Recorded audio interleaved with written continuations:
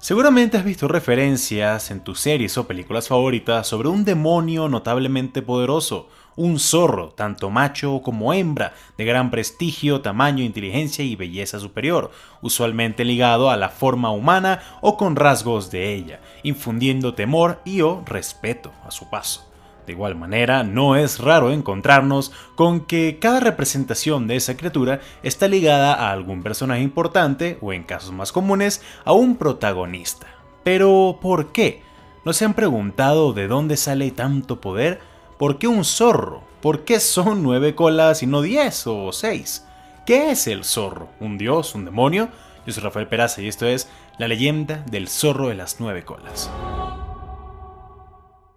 Primeramente, mis amigos, déjenme aclarar que la intención de este video es solo entretener, exponiendo una de las muchas interpretaciones que se tienen sobre esta criatura a lo largo de la historia y cultura. De ninguna manera se busca suponer la cultura, identidad u origen de nada o nadie. Todos los nombres que mencionaremos fueron escritos en japonés antiguo y claramente no es un idioma que yo maneje. Se estudió bastante cómo poder pronunciarlos, pero seguramente tendré uno que otro error al momento de pronunciarlos. Así que de antemano les pido disculpas si esta no es la mejor. Sin nada más que decir al respecto, comencemos. Desde la mitología japonesa se les conoce como Kyuubi no Kitsune, o espíritus del bosque, llamados con forma de zorro cuyo objetivo en la tierra es proteger sus hogares y aldeas, mientras que su función en el mundo espiritual es de ser sirvientes o mensajeros de la diosa Inari, diosa de la fertilidad, el arroz, la agricultura y los zorros. Si son buenos, se les conoce como Senko. Sin embargo, cuando los espíritus no servían a la diosa y se rebelaban contra su naturaleza sabia y pura, se convertían en Yako, volviéndose espíritus malignos que traerían sangre y destrucción donde sea que pisaran. Según la creencia japonesa, los kitsune son el resultado del espíritu zorro tomando forma humana, criaturas extremadamente inteligentes con capacidades mágicas natas que evolucionan y se fortalecen con el pasar del tiempo. Pueden vivir miles y miles de años. El testigo de esto son sus colas, las cuales representan la cantidad de años que han vivido, siendo una cola equivalente a 1000 años. Sin embargo, se creía que estos zorros pueden llegar a tener hasta 9 colas, siendo estos últimos los de más alto rango. Por tanto, entre más colas, más poderoso y longevo es el kitsune. Al obtener la 9ª cola, los kitsune cambian su pelaje a blanco o dorado. Ojo, esto no significa que mueran después de su 9ª cola, simplemente era común creer que llegaban hasta ese número en particular y ese era el tope. Sin embargo, hay algunas referencias de kitsunes con más de 9 colas, siendo casi que deidades. Entre sus poderes está la omnisciencia, poder ver y oír todo en el universo, la sabiduría infinita, se les asocia con el fuego y su creación y las metamorfosis. Debido a esta última, se creía antiguamente que estas criaturas cambiaban de forma, por lo general en una joven muy pero muy hermosa, aprovechando su transformación para hacer travesuras en el mundo humano. Sin embargo, también se creía que desempeñaban el rol de amiga, amante, fiel guardiana o incluso esposa. Sobre la moralidad de la criatura se pensaba que eran dos tipos, los malos y los buenos. Como casi en todos, los kitsune podían ser tanto seres egoístas, egómanos y crueles, como seres amables, sensibles y justos. Además se creía en el crecimiento y cambio personal, por tanto, estos no están ligados a una moralidad exacta para toda su vida. Como los humanos, podrían cambiar sus acciones a su conveniencia, beneficio y momento de su existencia. Debido a todo lo anterior, la mitología japonesa otorga un papel muy importante a esta criatura, tanto así que se les adora en gran similitud como a las deidades, de allí la palabra Kyuubi. En contraparte, la mitología coreana no es tan entusiasta al respecto de estos seres. Los coreanos los conocen como Humyo, zorros que han vivido por miles de años, por tanto son el resultado de la acumulación de energía. Como en la contraparte japonesa tienen el atributo de la metamorfosis, pero para los coreanos la metamorfosis no es completa, dejando atributos animales en su transformación. Una gran representación de cómo se vería un Humyo es la campeona de League of Legends Ahri, puesto que se cree que volviéndose hermosas mujeres, los Humyos seducen a los hombres y viajeros para saciar su interminable hambre por carne humana.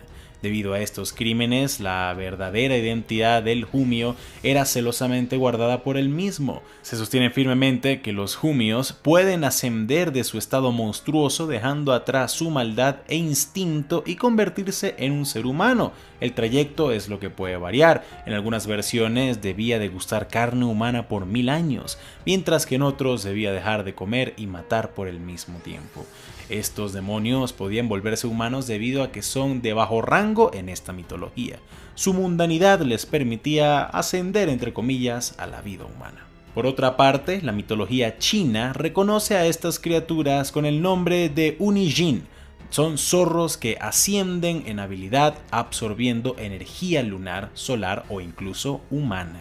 A estas criaturas se les cree peligrosas y de moralidad varia, sin embargo se conocen más que todo por la inhumana belleza y seducción, a tal punto de llamar así a las personas adúlteras incluso en la actualidad. Si bien las tres son percepciones con bastantes diferencias, todas confirman 3 puntos en común: criaturas hermosas, extremadamente poderosas y mucho más inteligentes, con hasta 9 colas, detonando su gran poder. Además de todo esto, hay muchos datos curiosos respecto a los zorros de las 9 colas. Por ejemplo, se creía que si en algún momento te cruzas con uno y por alguna situación se te debe algo como pago o recompensas, suelen dar cosas intangibles, tales como protección, sabiduría, amor o hasta lujuria. Pero si estos ofrecen cosas físicas, usualmente son ilusiones creadas a partir de su energía, convirtiendo palos o rocas en rubíes y esmeraldas. Sin embargo, tan pronto desaparecen de tu vista,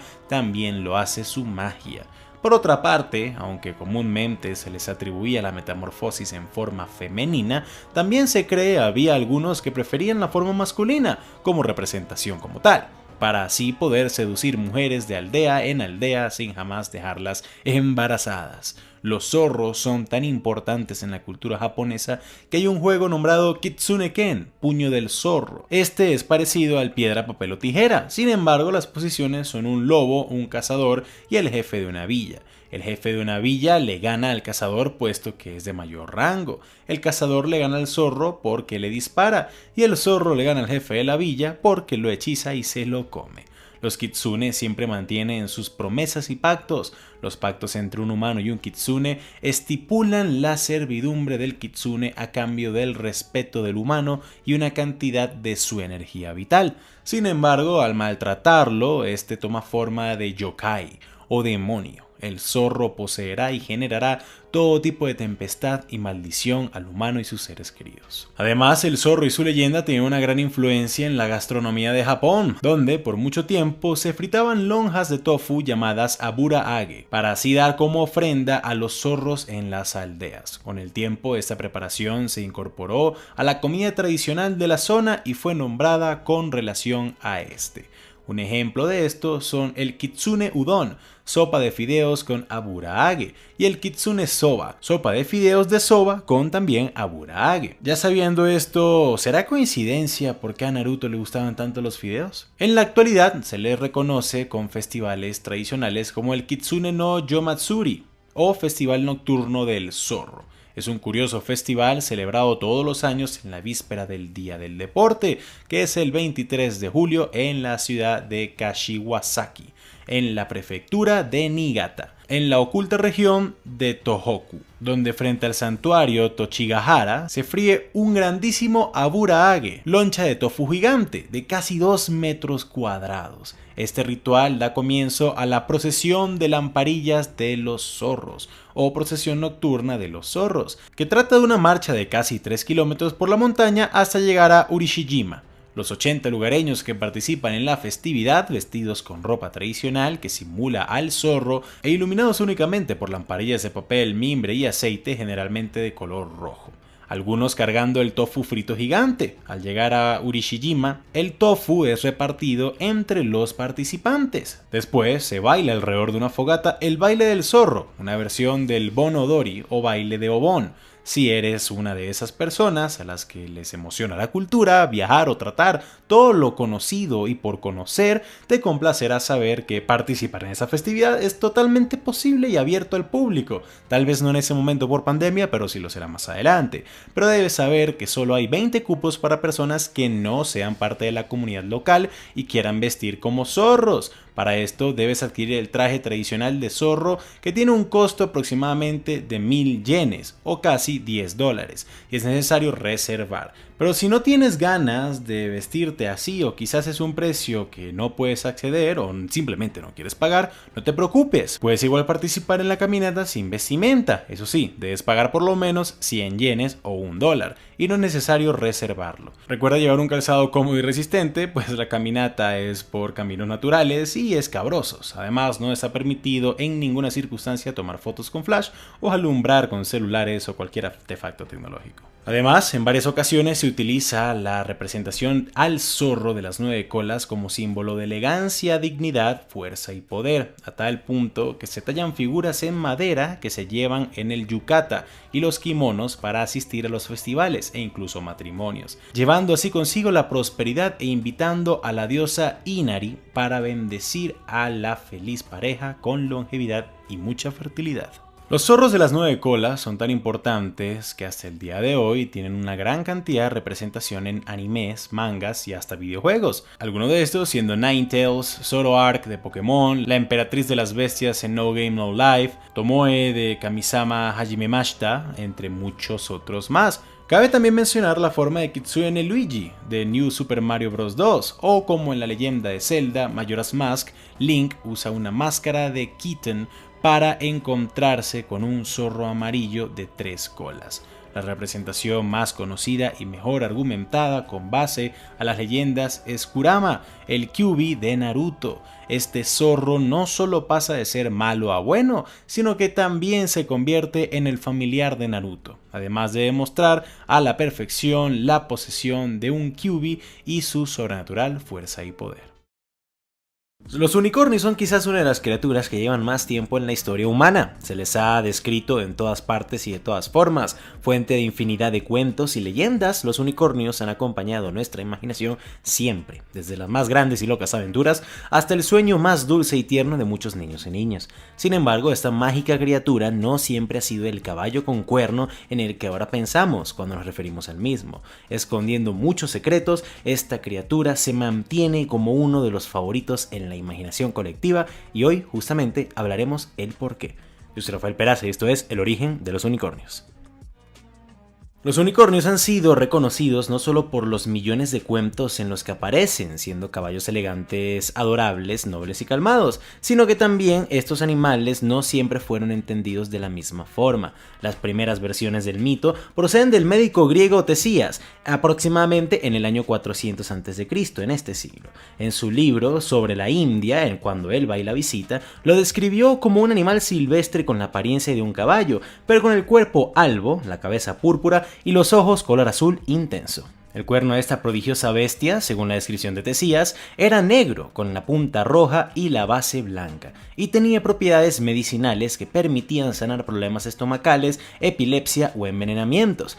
Después era descrito como un animal blanco con cuerpo de caballo, barba de chivo, patas de ciervo y cola de jabalí o de león, con un cuerno espiral en su frente que crecía recto hacia adelante. El unicornio era un animal de hábitos solitarios según los griegos y muy esquivo, pero igualmente agresivo, así que su caza era particularmente difícil. Más adelante, siglos después, los nobles medievales enviarían cazadores hacia la propia India para dar caza al unicornio. En muchas versiones se ha conocido diferentes formas físicas de los unicornios dependiendo del lugar donde se encontrara. Estos tienen diferentes formas, por ejemplo, mientras que para la mayoría de Occidente su aspecto es el de un caballo joven, generalmente blanco, con un cuerno en espiral, patas de antílope, barba de chivo y una cola de aspecto leonino, en la India se le reconocía como un asno con muchísimos colores, todos muy distintos al blanco, y en África se creía que esa criatura era más como un antílope con un solo cuerno.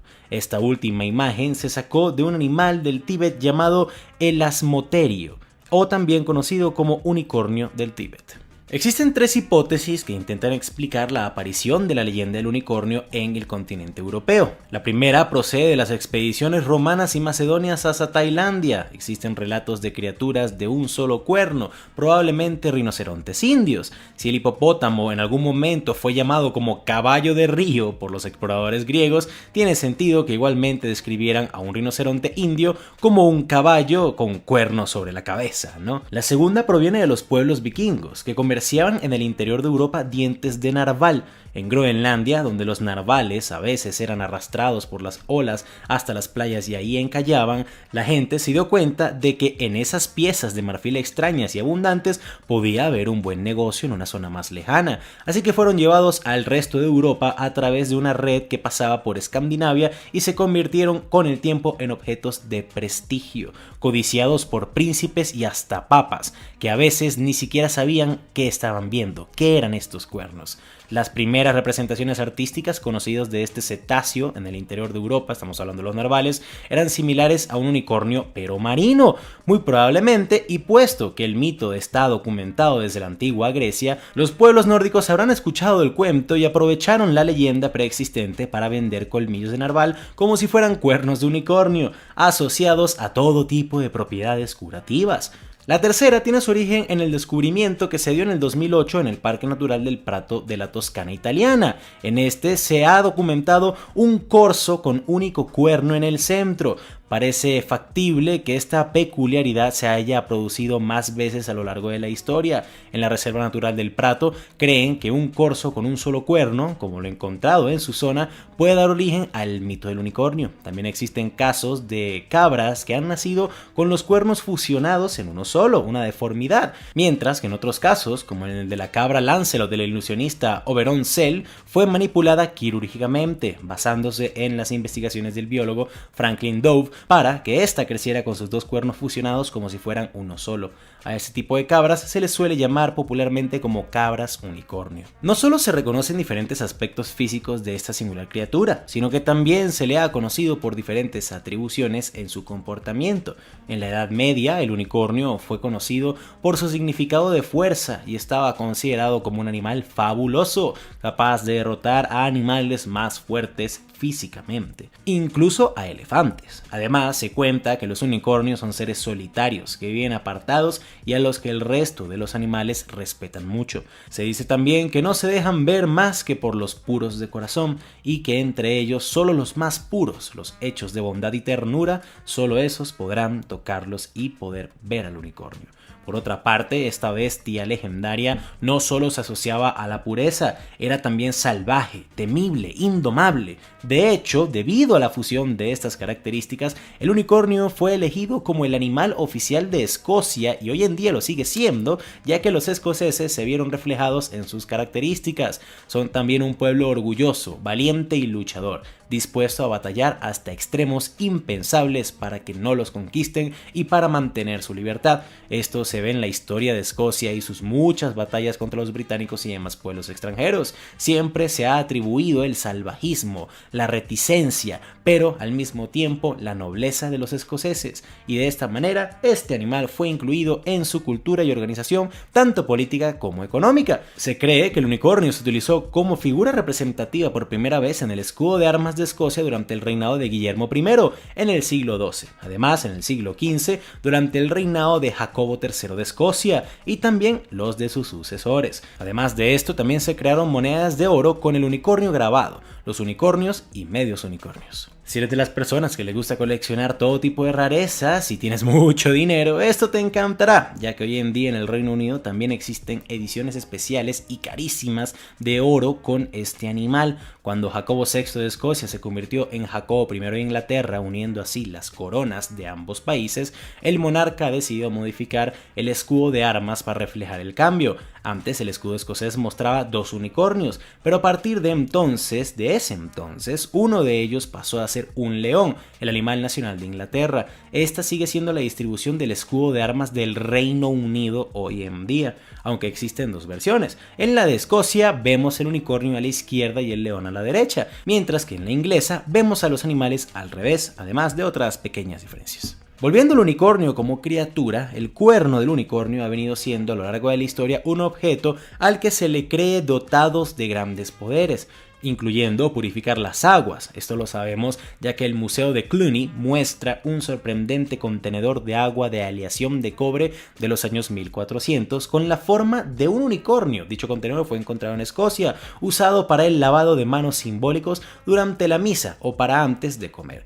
También está la curación de cualquier herida y el alargamiento de la propia vida. Si se usaba una vez reducido a polvo, este polvo añadido a la comida podía neutralizar el veneno que pudiera contener. La medicina árabe del siglo XII ya lo usaba como antídoto supuestamente. Sin embargo, también se cuenta que si el cuerno se desprendía del animal, este moría sin remedio y sin piedad.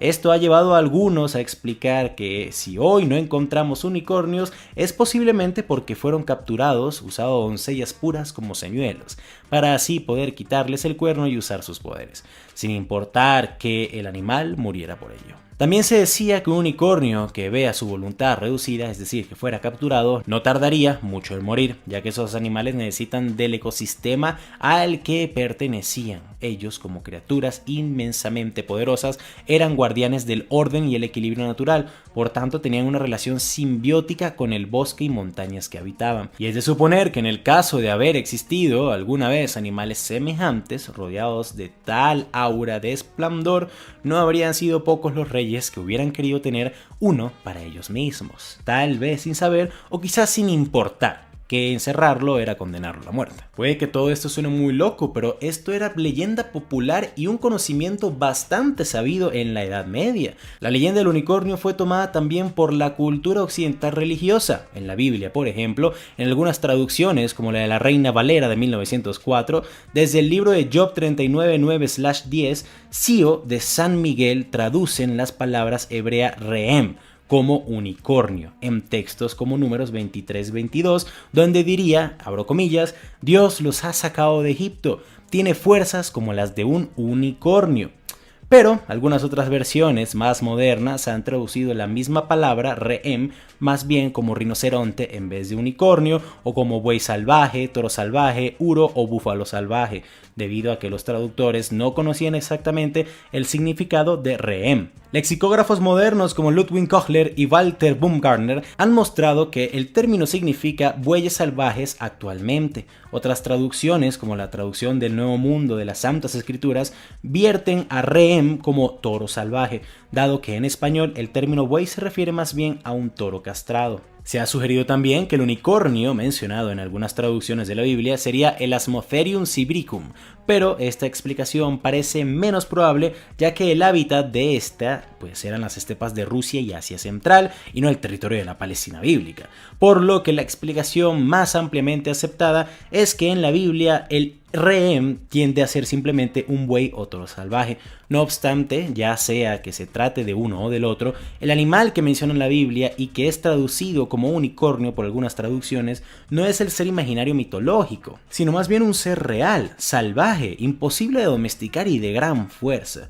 Además de esto, el unicornio ha sido representado por múltiples artistas a lo largo de la historia. Dos de las representaciones más célebres son las dos series de tapices, La Dama y el Unicornio del Museo del Cluny y La Casa del Unicornio del Museo de Cloisters. También en el caso del famoso álbum del cantautor cubano Silvio Rodríguez, Unicornio, o el libro de la poesía de Carlos Alba, Unicornio. Manuel Mujica Lainez publicó en 1965 la novela El Unicornio, donde recrea un mágico mundo medieval de la época de las cruzadas. Su protagonista es la hada Melusina, quien por una maldición es transformada todos los sábados en una serpiente con alas de murciélago. Por otro lado, hallazgos como el 20 de noviembre del 2012, la agencia norcoreana de noticias Korean Central News Agency, o KCNA, informó a todo el mundo que unos arqueólogos de la Academia de Ciencias Sociales de la República Popular Democrática de Corea, de la Universidad de Pyongyang, habían hallado los restos y la guarida de unicornios en Corea del Norte. lo cual probaría que sí existieron. La cueva estaba ubicada a 200 metros del templo de Yongjong, de la capital de Pyongyang, y el mismo comunicado certifica que una roca excavada en la entrada de la cueva reza lo siguiente: guarida del unicornio. Según la historia coreana antigua, existió un rey mítico, el rey Tomjong, que fundó una gran dinastía de la que se deriva la Corea actual. Dicho rey cabalgaba un unicornio, con el que entraba en la batalla y al que nada podía herir, y su guarida se encontraba muy cerca del castillo del rey, en la primera capital de Corea. Sin embargo, esto se debe realmente a una interpretación errónea de la noticia. Lo que se halló en realidad no fueron restos de un unicornio, sino más bien unos pintados en una roca en las paredes de dicha cueva, que fueron consideradas como las representaciones artísticas del que era el animal mitológico de Buen Agüero en tiempos del primer rey de Corea. En los libros de historia y textos antiguos se hablaba de esa cueva en la capital de la Corea antigua, el reino de Goguryeo. La importancia del descubrimiento es simplemente que se trata de un nuevo dato que parece demostrar bastante, digamos, coincidencialmente, que la capital de la Corea antigua entonces es la que hoy en día es Pyongyang, capital de Corea del Norte. Sin embargo, no se puede negar que la existencia o no de los unicornios ha permanecido en la historia humana y en diferentes tipos de avistamientos o historias en todo el globo. Sobre ellos quizás puedan contar más de lo que llegamos a entender por medio de la ciencia. Y al final, quién sabe, amigos, a lo mejor sí existieron, o bueno, sí existen tal vez.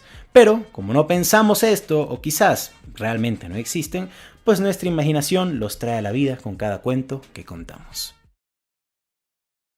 Cuando pensamos en la Navidad, solemos imaginar alegría, regalos y bondad, pero creo que para este punto no seré el primero ni el último en decirte que no siempre esto fue así. Tal cual como el jovial Santa Claus y el inocente Niño Jesús tienen sus precedentes tanto cristianos como paganos, pero aún así siempre han reflejado felicidad y esperanza, existe un tercer personaje que personifica todo lo contrario. En tradiciones como las de Europa Central y del Norte, tienen una criatura que sirve como balance y contraparte, especialmente del viejo Papá Noel, un monstruo mitad cabra y mitad demonio que caza niños para comérselos y que si no te portas bien sufrirás justamente este mismo destino. Por siglos, este ha formado parte del folclore de países como Austria, Alemania, Hungría, República Checa, Dinamarca y demás, donde hasta se hacen desfiles todavía hoy para recordarlo. Y justamente en este momento te daré toda su historia y por qué es tan famoso. Yo soy Rafael Peraza y esto es Historia de Krampus, el enemigo de Santa Claus. Como es regla con casi todas las tradiciones folclóricas del norte de Europa y hasta en parte de la misma cristianidad, los orígenes de Krampus se remontan a las costumbres y creencias paganas ancestrales de dichas tierras. Se cree que su historia proviene de antiguos rituales paganos asociados con los espíritus del invierno. En estas comunidades del norte y centro de Europa, las personas realizaban festivales para ahuyentar a los demonios y garantizar la fertilidad y el bienestar durante el año siguiente, y Krampus no era la excepción. Dependiendo de dónde estés, los locales pueden contarte una diferente historia del origen de este demonio. En Escandinavia, por ejemplo, se cree que originalmente este fue hijo del dios nórdico Loki, por lo tanto también era hermano de Hela, la gobernante del inframundo, y que Odín era su mayor enemigo. Curiosamente, como ya hemos mencionado en varios de nuestros antiguos videos sobre la Navidad, el propio personaje de San Nicolás y muchas de las tradiciones navideñas que tenemos hoy tomaron bastante inspiración de las prácticas y celebraciones nórdicas del solsticio de invierno, siendo la relación entre Santa y Odín la más fuerte. Por lo que si el padre de todo era enemigo de Krampus, aunque con otro nombre, entonces esta rivalidad se logró extender incluso a la cultura nórdica post-pagana, y es decir, la cristiana. Aún así, esta es solo una de las tantas historias de origen de dicha criatura. Creo que sobra decir que todas estas tradiciones e historias están profundamente enraizadas en el paganismo, donde la conexión con la naturaleza, los ciclos estacionales y los espíritus desempeñan un papel crucial en la vida cotidiana. El nombre Krampus deriva de la palabra alemana Krampen, que significa garra. Su aspecto refleja las influencias de figuras demoníacas paganas, cuernos largos, pelaje oscuro y una lengua alargada y roja como una serpiente. Estos rasgos también simbolizan el caos y el castigo. En dichas culturas existía una creencia generalizada en los espíritus salvajes, Vildjagd o caza salvaje, algo que también deriva de Escandinavia con la Wild Hunt o la cacería salvaje de Odín. Estas tradiciones se trataban de seres sobrenaturales que vagaban por la tierra durante el invierno, a menudo liderados por unas deidades o espíritus peligrosos. Estos espectros traían caos y fertilidad al mismo tiempo, una vez más haciendo énfasis en el balance del mundo y la naturaleza, y Krampus solía ser un vestigio de dichas figuras. El invierno era una época de incertidumbre y peligro en las comunidades rurales premodernas, en especial en dichas de Europa. Las fiestas y rituales, como el Yule entre los germanos y nórdicos, marcaban el solsticio de invierno, un momento en que se pensaba que el velo entre los mundos de los vivos y los muertos era más delgado. Krampus podría haber sido una figura destinada a asustar a los malos espíritus o a servir como un intermediario con ellos, o también simplemente como un castigo divino enviado. Cuando el cristianismo se extendió por toda Europa, absorbió y reinterpretó muchas de las tradiciones paganas. Las figuras sobrenaturales como Krampus fueron reinterpretadas como demonios o sirvientes del mal para integrarlas en la narrativa cristiana. Este proceso demonizó a Krampus, que antes era visto simplemente como parte de la naturaleza y ahora era visto como la maldad de la naturaleza, conectándolo más estrechamente con el diablo que con los espíritus de la naturaleza, valga la redundancia. Así como en el norte creían que Krampus era una deidad relacionada con Loki, muchos historiadores y expertos en culturas germánicas creen que en el centro este personaje podría ser una versión demonizada o transformada por el cristianismo de antiguas divinidades paganas que esta religión deseaba erradicar, como lo eran, por ejemplo, estas dos que vamos a mencionarles. Frau Prechta. En el folclore germánico, Prechta era una diosa de la fertilidad, la cosecha y la justicia. Tenía un aspecto dual, podría ser hermosa o aterradora, dependiendo de cómo se comportaran las personas. Al igual que Krampus, ella premiaba o castigaba a dichos individuos durante el invierno. Se le asocia con los Prechten, un grupo de espíritus que acompañaban sus procesiones, algunos de los cuales también eran figuras de bestias demoníacas. Cernunnos. Y luego teníamos a Cernunnos. Aunque más común en el ámbito celta, Cernunnos era un dios cornudo relacionado con la naturaleza, la fertilidad y los animales salvajes. Su imagen pudo influir en la representación de figuras demoníacas como Krampus tras la cristianización de Europa.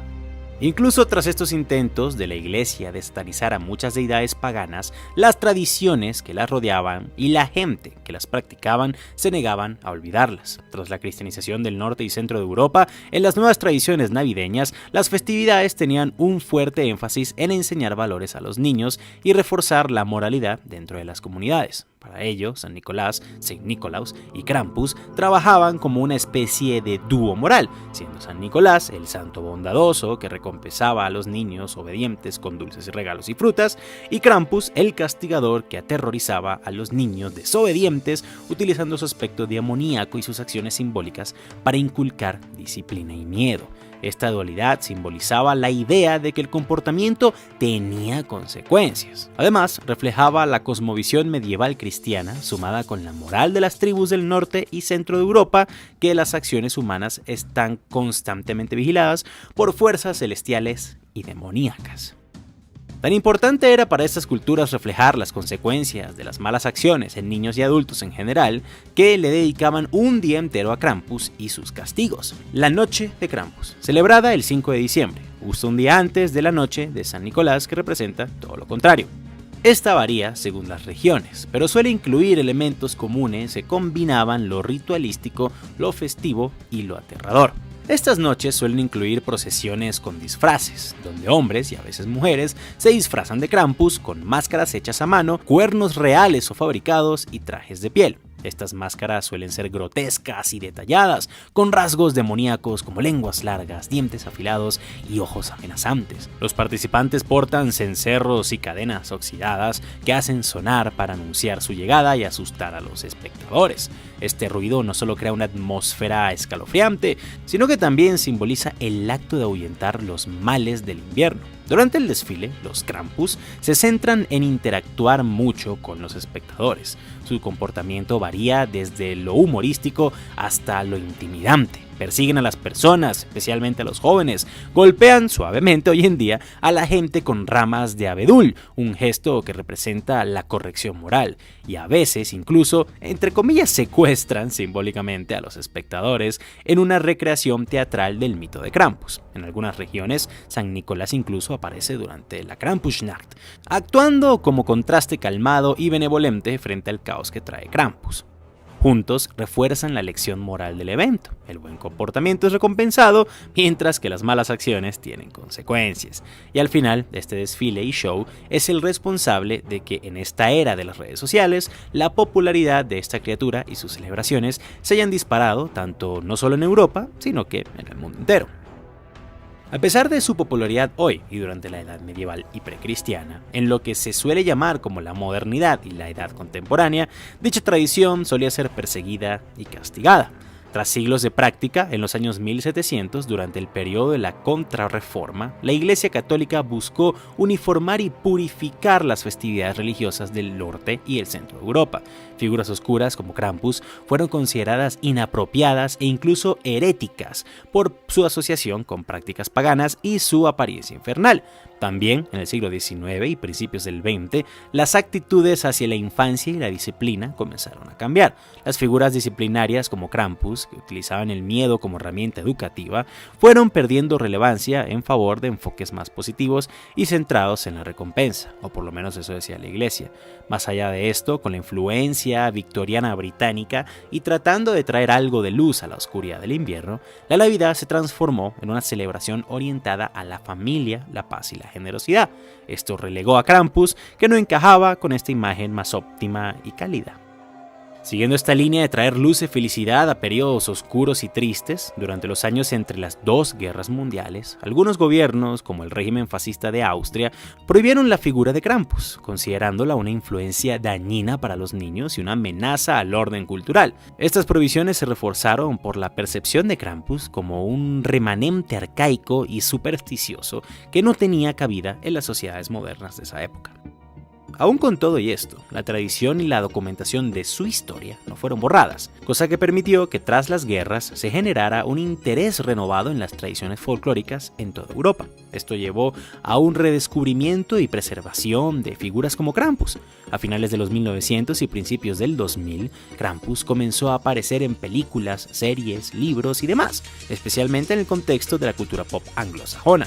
Ejemplos notables incluyen películas como Krampus del 2015 y referencias en programas de televisión y hasta revistas. Esto ayudó a internacionalizar y revitalizar el interés por la figura en todo el mundo. Además de esto, en las regiones alpinas, la Krampuslaufe, procesión de Krampus, comenzaron a atraer a turistas, convirtiéndolos en eventos populares y lucrativos. También ayudó que, en contraste con la comercialización de la Navidad como la festividad exclusivamente alegre, Krampus entonces ofrece una alternativa más oscura y entre comillas rebelde.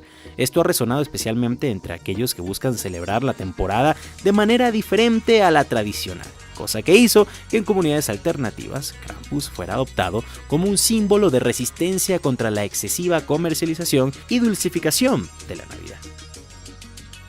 En resumidas cuentas, el declive y resurgimiento de Krampus es un ejemplo poderoso de cómo las tradiciones culturales pueden adaptarse y sobrevivir.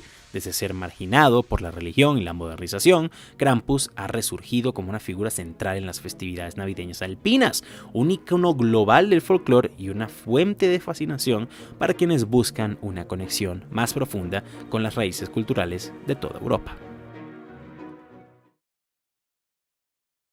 Según la cultura japonesa, desde el principio de los tiempos, los hombres han convivido con increíbles criaturas que pueblan un mundo misterioso y oculto, seres grotescos que, en ocasiones, cruzan la frontera invisible y se adentran en el mundo real. Estas criaturas de infinitas y extrañas formas son los yokai, seres caídos en desgracia, bien por el olvido de los humanos, bien por su propia degeneración.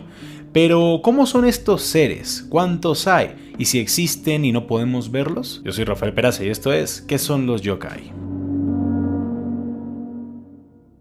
Antes de comenzar, quiero recordarles que la intención de estos videos son solo entretener. Al los nombres estar escritos en japonés y de paso japonés antiguo, a pesar de que traté y estudié lo más posible su pronunciación, es muy posible que me equivoque en algunas. De antemano, les pido perdón por esto. La historia de Izanagi, Izanami y el origen de los yokai viene de la obra literaria japonesa más antigua de las que se conocen, la base de la mitología japonesa, el Kojiki. Crónicas de antiguos hechos del siglo VIII, donde se dice que en el mito de la creación japonesa, la tierra en sí misma, las rocas, árboles, montañas y ríos, están impregnados de energía mágica latente. Esta energía solo necesita de un foco para dar vida. En el mito de la creación, la energía necesaria para crear la incalculable cantidad de yokai que hay, se la da el dios Izanagi al bañarse en las aguas del mar. Después de retirarse, el manto que vestía su energía divina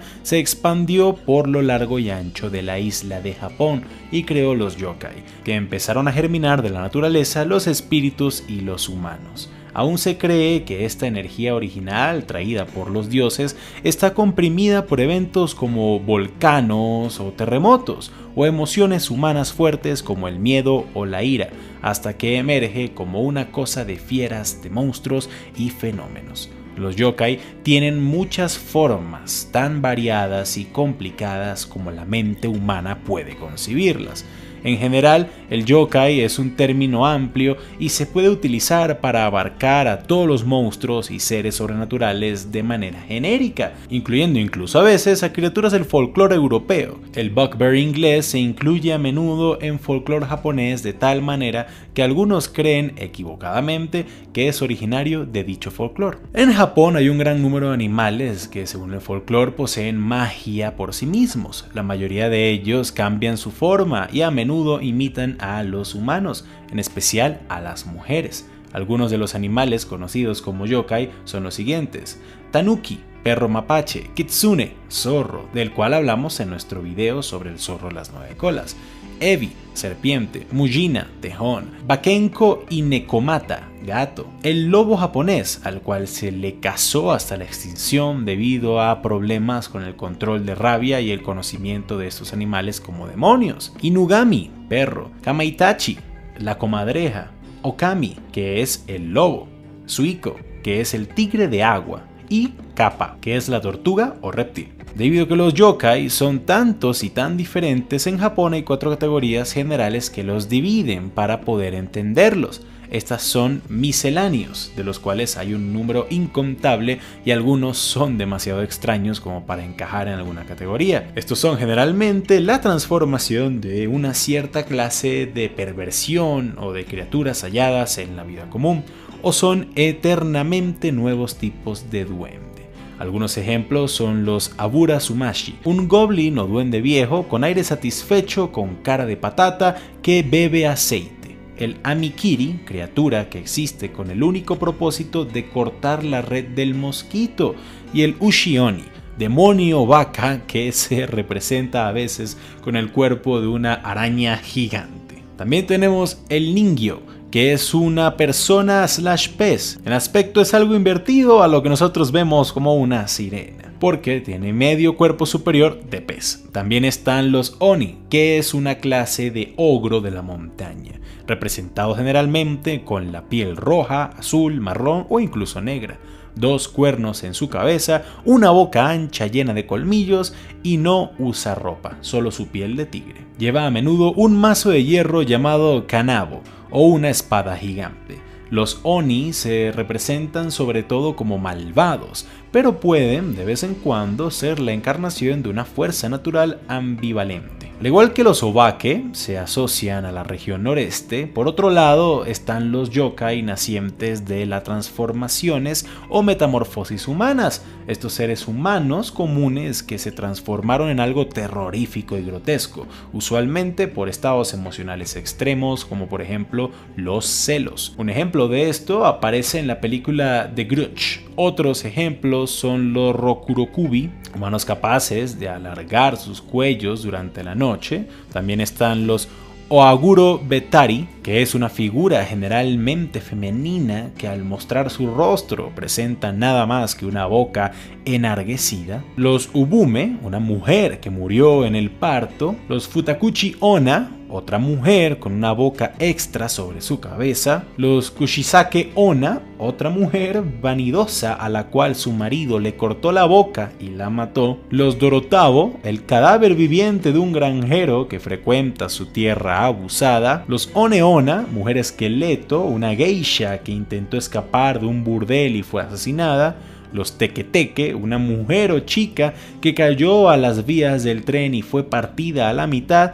Y los Hanako-san, una niña que murió por el baño de su escuela. Ejemplo de esto último es Myrtle, la llorona de los libros de Harry Potter. Y finalmente tenemos a los Tsukunogami. Son los yokai que se instalan en los objetos antiguos y le otorgan alma. Se cree que un objeto cobra vida cuando cumple 100 años y se puede convertir tanto en un espíritu cordial y que atrae la buena suerte como en un espíritu malvado y dañino. Este último caso ocurre especialmente si el objeto ha sido maltratado, abandonado o desechado. Hay una leyenda que cuenta que durante el periodo Heian, del 794 al 1192 después de Cristo, hubo una limpieza masiva en la ciudad de Kioto y mucha gente se deshizo de objetos antiguos que ya no querían. Estos objetos, al sentirse rechazados y humillados, empezaron a desfilar por las calles de la ciudad para vengarse de las personas que los habían menospreciado. Estos incluían al bakesouri, sandalias de la paja,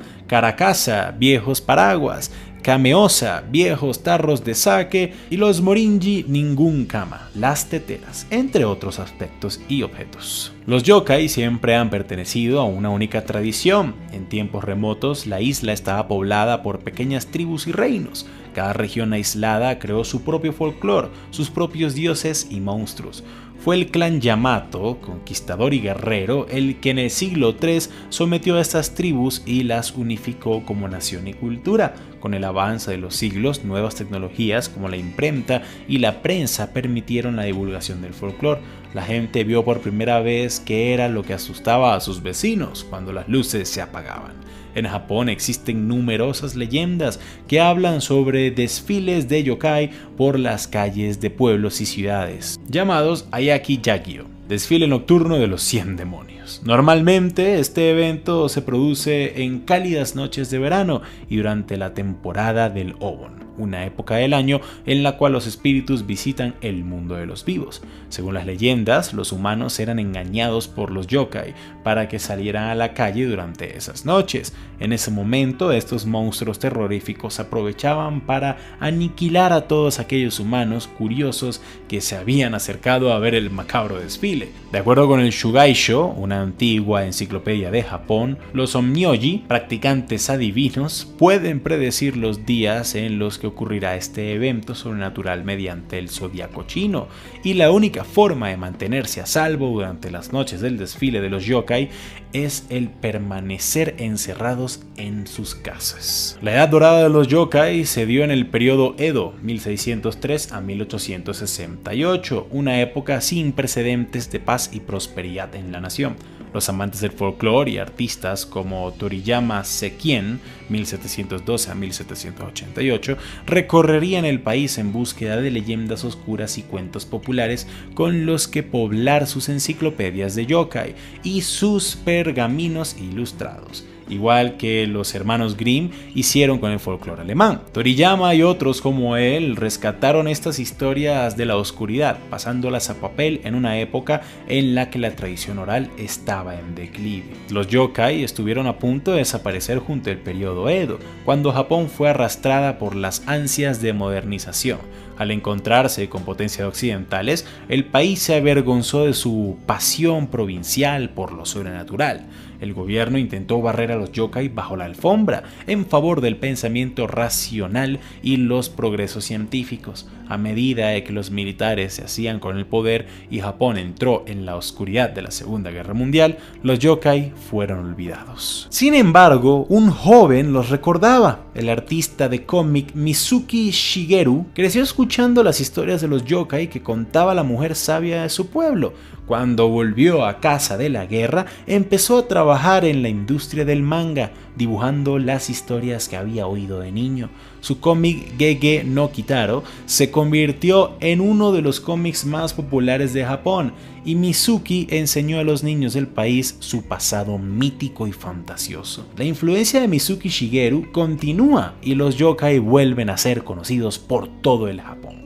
Los niños que crecieron leyendo los cómics de Mizuki empezaron a crear sus propias historias de yokai. Gente como Shibashi Hiroshi crearon cómics como Nura, el surgimiento del clan yokai, o también llamado Nurarigion no Mago, que ha sido traducido a varios idiomas, propagándose el fenómeno del yokai al resto del mundo. Además, desde el año 2000 en el pueblo Yamashiro, que es conocido en el folclore japonés por ser un lugar de origen de más de 60 tipos de yokai, es divertido jugar a encontrar las numerosas estatuas de los yokais que están ubicados por los alrededores y que supuestamente indican dónde fueron vistos. También puede visitarse la Yokai Yashiki, Casa Encantada, donde se exhiben monstruos y monumentos que indican dónde aparecieron los monstruos yokai.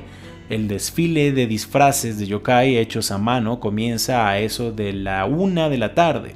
Además, se acepta la participación de gente disfrazada como monstruos extranjeros. También debido a la expansión y exportación de la industria japonesa de los videojuegos, el cine, el anime y el manga, la existencia de los yokai se ha empezado a difundir de forma global en las últimas décadas. El hecho de que estos monstruos sobrenaturales sigan presentes hoy en día se lo debemos en gran parte a Shigeru Mizuki. Además, los yokai tienen una gran influencia en una de las franquicias japonesas que más dinero ingresa a nivel mundial. Esto lo podemos ver en Pokémon. Muchos de estos personajes animados están inspirados en yokais y otras criaturas del folclore japonés: Oni, Tengu, Kappa, Tanuki y decenas de Tsukunogamis, entre muchos otros yokai más, forman parte de la gran lista de criaturas Pokémon que existen hoy en día. Es incuestionable que los yokai han jugado un papel muy importante en la sociedad japonesa y el desarrollo cultural de ese país. Existen innumerables yokais, cada uno de ellos con su propia historia, que durante cientos de años se han ido transportando de padres a hijos, de abuelos a nietos. Quizás algún día durante una oscura y silenciosa noche, en medio del invierno japonés, sientas que algo te observa desde la punta del monte Fuji y una extraña brisa acaricie tu rostro. Puede ser que encuentres una explicación perfectamente lógica para esto, totalmente convincente, pudo haber sido la brisa y ya. O tal vez se trate de un yokai travieso al que le pareciste interesante. La mitología nórdica está llena de todo tipo de criaturas fantásticas, desde gigantes, pasando por dragones, vacas espaciales y hasta ardillas con poderes sobrenaturales. Pero si hay una que sobresale ante todas las que se plasman en esta religión del pasado, es Jormungandr, la serpiente del mundo. Este reptil es hijo del dios de las mentiras Loki y la gigante Angra Borda. Entre sus hermanos se encuentra Fenrir, el gran lobo, y Hel, la regente de Helheim, el infierno nórdico. Según los antiguos escandinavos, esta serpiente es tan grande que rodea Midgard, es decir, la tierra, y aún así logra morder su propia cola del otro lado una vez le da la vuelta al mundo. Y cuando el momento sea el adecuado, soltará su cola, se levantará del fondo de los mares y junto a sus hermanos y su padre darán inicio al Ragnarok, el final de los tiempos. Obviamente todo esto es solo parte de una de las mitologías más fantasiosas y llenas de leyendas de la historia, pero ¿y si en el caso particular de la serpiente del mundo el mito pasara a ser realidad? Yo soy Rafael Peraza y esto es ¿Y si Jormungandr fuese real? Antes de continuar, debemos dejar claro cuáles serían las características y la interpretación sobre esa serpiente que tendremos en cuenta. La mitología nórdica, como la conocemos, a pesar de haberse esparcido y practicado por siglos, no solo en toda Escandinavia, sino inclusive en lo que hoy en día es toda Gran Bretaña e Irlanda, originalmente proviene de la costa oeste de Escandinavia, hoy Noruega.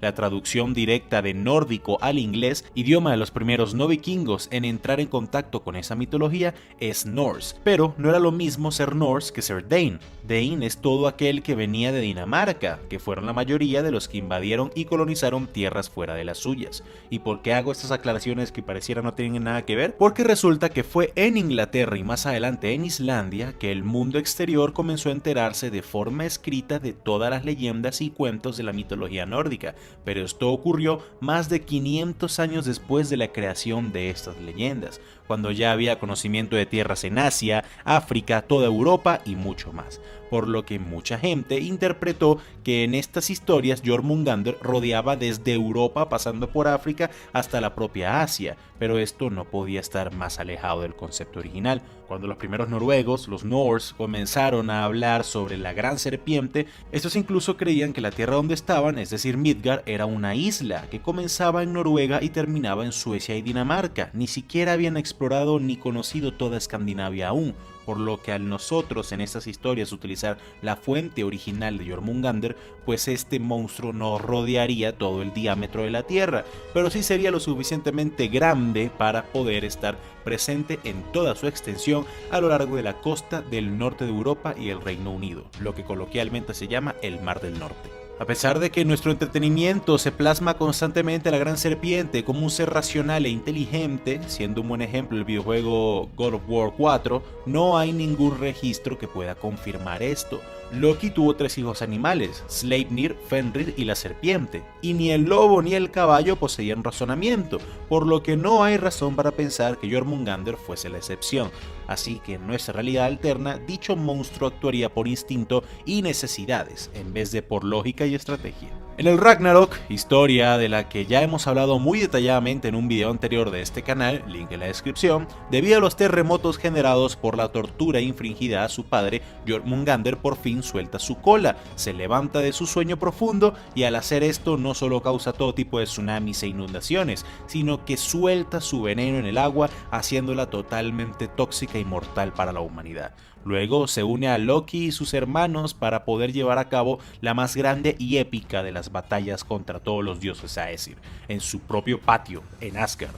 En medio de todo, esta lucha personalmente contra Thor, el dios del trueno, que en el relato se habla de cómo la serpiente era tan grande que podía tragarse a cualquier gigante sin siquiera masticarlo, pero con la fuerza de Thor, más el empuñar a su poderoso martillo Mjolnir, el dios del trueno logra vencer y matar a la serpiente, pero en el proceso, esta lo baña en su veneno, y luego de dar solo 9 pasos, el cuerpo del pelirrojo dios cae al suelo sin vida. Ya sabiendo esto, esta historia nos da 3 cosas para tener en cuenta. Primero, que no solo es sumamente larga, sino que también es ancha, ya que a pesar de que no hay un tamaño predeterminado o promedio para los gigantes en las historias de los nórdicos, pues hay algunos que son más altos que muchas montañas, y las montañas en Escandinavia, amigos, no son cualquier colina, ¿no?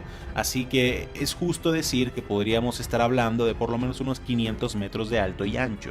Segundo, que Jormungandr, a pesar de que en la realidad es físicamente imposible que un monstruo tan grande pueda soportar su propio peso fuera del agua, esta puede luchar en tierra y lo hace contra Thor, por lo que en nuestra versión también puede, y sí, sabemos que es imposible, pero bueno, estamos hablando de una serpiente gigante, por favor, simplemente síganme la corriente. Y tercero, que este animal no solo cuenta con un tamaño y una fuerza descomunal, sino que puede soltar veneno cuando quiera, y este es tan potente que es capaz de matar al propio dios Thor en menos de 1 minuto.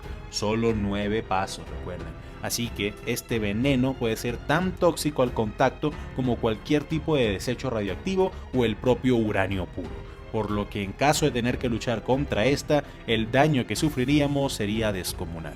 Y ahí lo tienen, amigos. En esta realidad alterna entonces la serpiente del mundo se encuentra sumergida en las profundidades del Mar del Norte, mide miles de kilómetros de largo y por lo menos 500 metros de alto y ancho, tiene una fuerza increíble, tanto así que es imposible que exista en nuestra física real, pero en esta realidad alterna, por el bien del video, sí es posible. No cuenta con razonamiento, por lo menos no como los humanos, y tiene a su disposición un veneno tan letal que el solo tocarlo te mata casi al instante. ¿Qué pasaría ahora? Pues vamos a ello. Primero, ¿cómo nos enteraríamos de su existencia? Pues o nos la encontramos o la vemos cuando ya se esté levantando y sea demasiado tarde. El Mar del Norte cuenta con grandes yacimientos de petróleo en su lecho marino. Desde hace décadas, empresas noruegas y británicas han estado excavando en el lecho marino para poder extraer el jugo de dinosaurio que ahí se encuentra. Y aunque actualmente el precio de este es casi cero, es solo cuestión de tiempo para que vuelva a subir y sea rentable de nuevo el seguir utilizando plataformas marinas petroleras, y en medio de la búsqueda de investigación de nuevos yacimientos que se llevarían a cabo eventualmente, lo que las sondas revelan Velan sacude al mundo entero. A pesar de tratar de mantener el descubrimiento como un secreto, el video de lo que parece ser una serpiente gigante se filtra y hace viral. Gobiernos de todo el mundo acuden a las autoridades noruegas para que den respuestas de qué fue exactamente lo que encontraron. Y todos los nuevos videos y grabaciones de radares que habían son entregados a los integrantes del Consejo de Seguridad de las Naciones Unidas.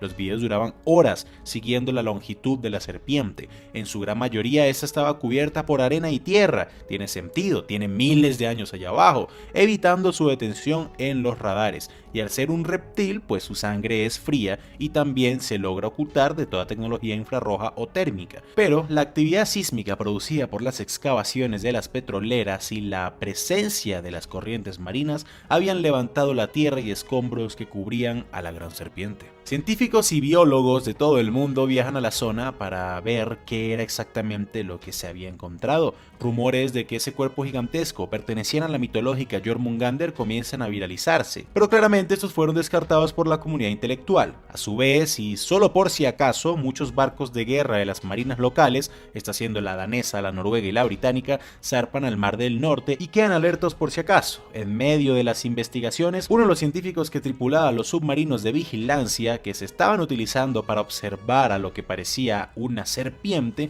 tiene la gran idea de acercarse y tratar de cortar y extraer un pedazo de escama o piel. Y Jormungandr, que ya estaba alerta por la actividad sísmica de las petroleras y a la hora sentir que la estaban tratando de herir, abre los ojos, suelta su cola y decide levantarse. Rápidamente todos los radares de los barcos de guerra en la zona se despiertan. Un objeto no identificado que ocupaba toda la pantalla de las ondas sonoras estaba por surgir a la superficie. Los navíos y submarinos de las marinas comienzan a pedir permiso para abrir fuego, pero el alto mando estaba en conflicto con los científicos que les suplicaban que no atacaran hasta que ésta fuese hostil. Cuando la serpiente por fin sale a la superficie, esto causa olas gigantescas que de por sí voltean y hunden a muchas de las embarcaciones de menor tamaño. La gran bestia ve a los barcos que con o sin autorización deciden abrir fuego por el miedo y el terror a ver este gran monstruo. Y cuando hablamos de buques con cañones que los más pequeños disparan municiones de 26 kilos y de 114 milímetros, pues aunque estas posiblemente no maten a la serpiente, sí pueden hacerle un gran daño.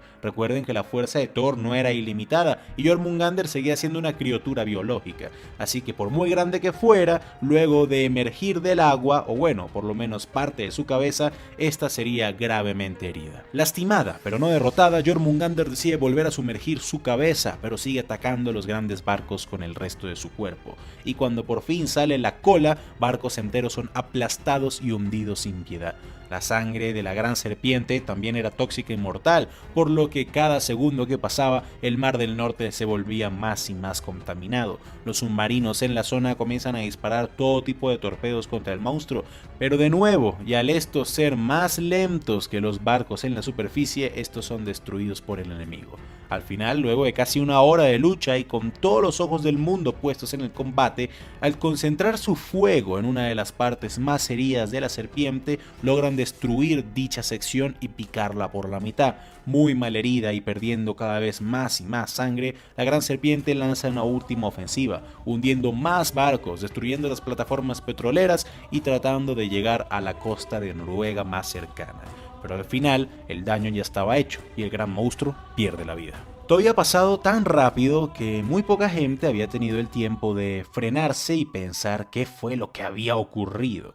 Al final, la cabeza sin vida de la serpiente se posa en las costas de los fiordos de Noruega. Al esta haber sido picada por la mitad y estar llena de agujeros por todos lados, la cantidad de sangre y veneno liberados al mar era demasiada. Y los horrores de ver cómo algunos de los marineros sobrevivientes a los hundimientos y que estaban flotando en el mar eran derretidos como tal vivos por la potencia del veneno, eran capturados en vivo y transmitidos por todas partes. Las grandes olas causadas por la batalla estaban llegando ya a las costas británicas, noruegas y danesas, causando grandes daños y muertes, y más porque las segundas tandas de olas venían con veneno incluido. Todo tipo de fauna marina en la zona estaba muriendo, los daños ambientales serían casi irreparables y las corrientes marinas llevarían dicho veneno a casi todo el mundo. Mucha gente y sectores económicos se veían gravemente afectados, y el surgimiento de semejante criatura haría que dudáramos de todo lo que conocemos. ¿Es la mitología nórdica real? ¿Hay más criaturas como esta? ¿Qué podemos hacer para defendernos mejor si esto vuelve a pasar? Todas estas preguntas se harían, pero con el tiempo el veneno se iría disipando. Pero de nuevo, los daños tanto ambientales como psicológicos, económicos y las pérdidas de miles de vidas estarían con nosotros por muy largo tiempo. Espero les haya gustado este video. Como ya sabrán, me encanta hablar de este tipo de grandes monstruos. Hemos hecho videos de Godzilla, de los kaijus de Pacific Rim, de Siren Head, de Cthulhu y ahora de Jormungandr. Así que si hay un monstruo mitológico, o no necesariamente alguna mitología del que quieras que hablemos, coméntalo en la parte de abajo. Quiero agradecer a mis Patreons, Sebastián Cisneros, Tadeo Tupayachi, bienvenido Tadeo, Leonardo Aramayo, Josie Freeze, Maresencio Torres, Francisco de Cirán, Josué López, José Cortés, Indie Animations, Apo Por, en especial a mi pana Fabián Benítez, por apoyar directamente al canal y ayudar muchísimo para que sigamos subiendo la calidad de los videos. Si tú también quieres ayudar directamente, puedes unirte a la lista y convertirte en Patreon. Si eres nuevo en el canal, te invito a que te suscribas para que puedas estar al tanto de cuando publico estos videos, y si compartes esto con más personas, también me estarás ayudando muchísimo. Sin nada más que agregar, yo fui Rafael Peraza, para el baúl de los conocimientos inútiles, y que tengan muy buen día.